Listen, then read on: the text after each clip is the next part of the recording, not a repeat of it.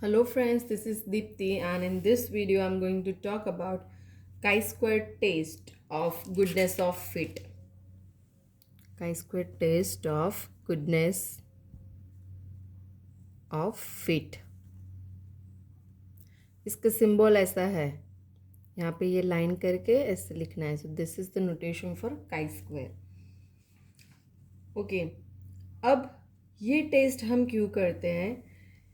Experimental data और theoretical data, इन दोनों में कोई सिग्निफिकेंट डिफरेंस है या नहीं, या तो फिर जो एक्सपेरिमेंट है वो थियोरी को सपोर्ट करता है या नहीं, या फिर थियोरी एक्सपेरिमेंट को सपोर्ट करती है या नहीं, वो चेक करने के लिए काई स्क्वायर टेस्ट का यूज़ होता है. As for example, we are tossing a coin 200 times, then theoretical consideration says that we expect to have 100 times heads and 100 times tail. यानी कि 200 टाइम्स हम कॉइन टॉस कर रहे हैं, सो 50% टाइम हमें हेड मिलेगा, यानी कि 100 टाइम्स, और बाकी के 100 टाइम्स टेल मिलना चाहिए. This is theory tails, right? But in practice we know that this is not possible, right? This is can not be achieved, or it is rare to rarely achieved. Okay, so here we want to measure the correspondence between the theory and the experiment. Okay, so here we discuss chi-square test of goodness of fit. That means theory and experiment fits each other or not, that we want to see. तो यहाँ पर OI होंगे आपके पास, वो है set of observe frequency, यानी कि experiment से आपको जो भी डेटा मिला है वो, and EI is the corresponding set of expected frequency, यानी कि थियोरी से जो आपको मिलता है वो. तो काई स्क्वेयर की फॉर्मूला है summation I is equal to 1 to n OI minus EI whole square upon EI, और यहाँ पर जो टोटल फ्रीक्वेंसी है वो है summation OI is equal to n summation EI is equal to n. Degree of freedom is n-1. अब यहाँ पे अगर हमें काई स्क्वेयर की वैल्यू 0 मिलती है तो उसका मतलब है observed and theoretical frequencies agree exactly, and if chi-square is greater than 0 then they do not agree exactly. Okay, now let's see the examples for this. So here we are given the table for the number of accidents that took place in an industry during the various days of the week, that is Monday to Saturday here. Okay, so here we want to test that the accidents are uniformly distributed over the week or not. Uniformly मतलब हर रोज एक number में ही accidents हो रहे हैं या नहीं, वो हमें यहाँ पे चेक करना है. तो ये जो क्वेश्चन है वही हमारा नल हाइपोथेसिस होगा यहाँ पर. तो यहाँ पे हम सिर्फ नल हाइपोथेसिस सेट करेंगे. तो यहाँ पे हम अज्यूम कर लेंगे कि एक number of accidents are uniformly distributed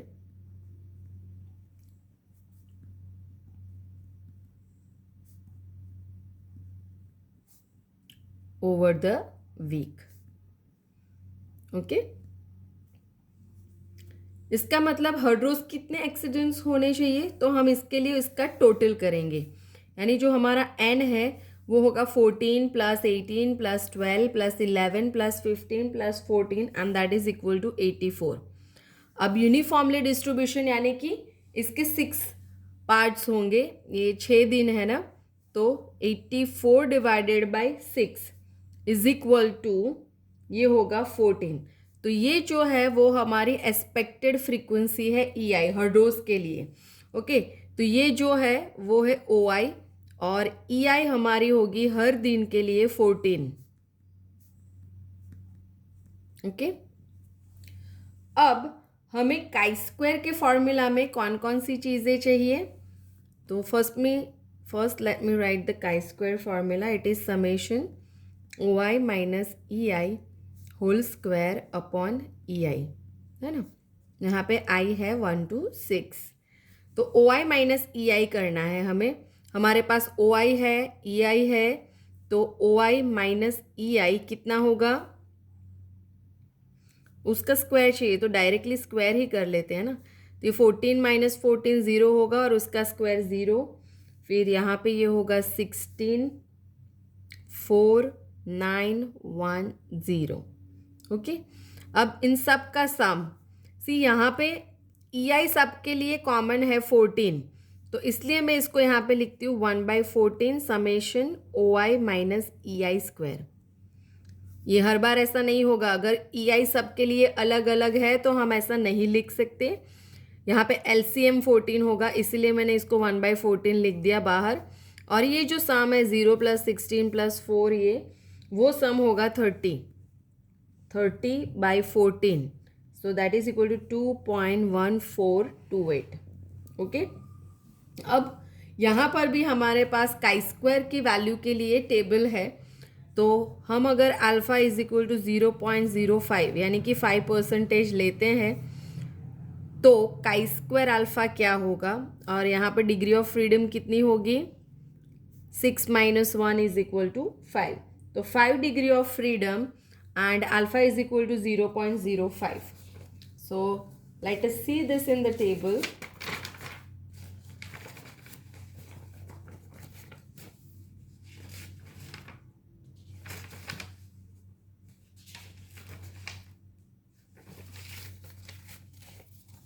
So यहाँ पर आपके पास लिखा हुआ है वैल्यूज ऑफ काई स्क्वायर अल्फा। ओके, यहाँ हमारे पास डिग्री ऑफ फ्रीडम है 5 और the value of alpha is 0.05, यानी ये रही 0.05, सो 11.070, दिस इज इक्वल टू 11.070। अब अगर यहाँ पर काई स्क्वायर की वैल्यू कितनी है 2.1428, so that is less than chi square alpha. Okay, so that's why since it is less than we accept H0। अगर ये ग्रेटर देन होता तो हम H0 को रिजेक्ट करते। So chi square is less than chi square alpha and therefore we accept H0। That means, इसका मतलब है the number of accidents are uniformly distributed over the week. Okay, so ये एक एग्जाम्पल हमने देखा जिसमें डिस्ट्रीब्यूशन यूनिफॉर्म था। अब नेक्स्ट एग्जाम्पल हम देखते हैं जिसमें डिस्ट्रीब्यूशन यूनिफॉर्म नहीं है बट उसमें आपको फिक्स्ड रेशियो या फिर प्रोपोर्शन दिया हुआ है। Okay, so here the question is that the theory predicts the proportion of beans in the 4 groups. Beans के 4 groups है G1, G2, G3, G4, which are in the ratio 9:3:3:1. ये है theory का डेटा, राइट। अब experiment किया गया 1600 beans पर और उसके रिजल्ट्स में ये चारों ग्रुप में हमें क्या मिला, 882, 313, 287 एंड 118। तो अब हमें यहाँ पे चेक करना है कि जो एक्सपेरिमेंटल रिजल्ट है वो थियोरी को सपोर्ट करता है या नहीं। ओके, सो हमारा H0 क्या होगा, जो क्वेश्चन है वही हमारा H0 होगा। सो हम लिखेंगे कि the experimental result support theory, experimental result support theory. Okay, अब हमारा जो ऑब्जर्व्ड डेटा है वो कितना है, ये जो है एक्सपेरिमेंट से मिला है वो ऑब्जर्व्ड डेटा होता है, तो वो है 882, 313, 287 and 118। This are for the group G1, G2, G3 and G4। Okay, अब इसका जो एक्सपेक्टेड वैल्यू है वो कितना होना चाहिए थियोरी से, तो थियोरी हमें कहती है कि वो इस रेशियो में होना चाहिए। तो expected value for G1 is equal to total हमने कितने बीन्स पर एक्सपेरिमेंट किया? 1600। अब उसमें से G1 में कितने पार्ट्स हैं? 9। ओके, 9:3:1 है ना? ओके, इसका टोटल कितना होगा? 16, 9 + 1 10 + 6, तो ये है 9/16 और इसका आंसर है 900। अब G2 की एक्सपेक्टेड वैल्यू क्या होगी? तो 1600 में G2 का पार्ट है 3/16, so that is equal to 300। फिर G3 की एक्सपेक्टेड फ्रीक्वेंसी क्या है? 1600 into, again it is 3 in out of 16, so this is equal to 300, and expected frequency for G4 is equal to 1600 into, this is one part of 16, so 1/16, so that is equal to 100। तो अब ये जो observations हमें मिले वो मैं यहाँ पे लिख देती हूँ। EI is equal to 900, 300, 300 and 100। Okay, और उसके बाद हम यहाँ पे कैलकुलेट करेंगे OI - EI square upon EI। इसकी वैल्यू यहाँ पे मिलेगी हमें 0.36।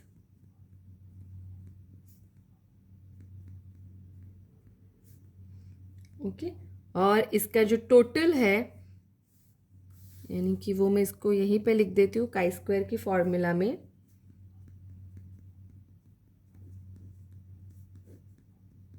इसका टोटल होगा 4.7266। ओके, अब काई स्क्वायर अल्फ़ा मैं यहाँ पे ले लेती हूँ 0.05, तो काई स्क्वायर अल्फ़ा की वैल्यू क्या होगी with the degree of freedom?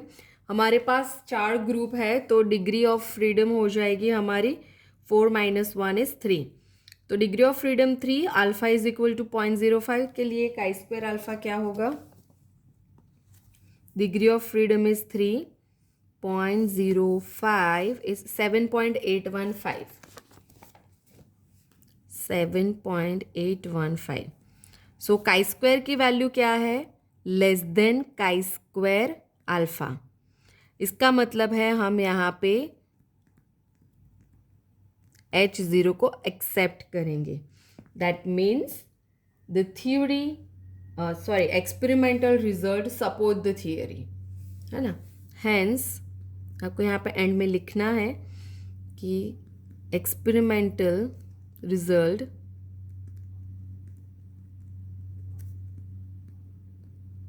Support theory. Okay, तो जब यूनिफॉर्म डिस्ट्रीब्यूशन करना होगा तो EI आपको सबके लिए सेम मिलेगा, और जब इस तरीके से रेशियो दिया है तो आपको हर एक के लिए अलग अलग एक्सपेक्टेड फ्रीक्वेंसी EI है वो फाइंड करनी है और उसके अकॉर्डिंग कैलकुलेशन करना है। So this was all about the test of goodness of fit. That's it for this video. I hope you understand the topic. Don't forget to like the video, share the video and subscribe the channel. Thank you.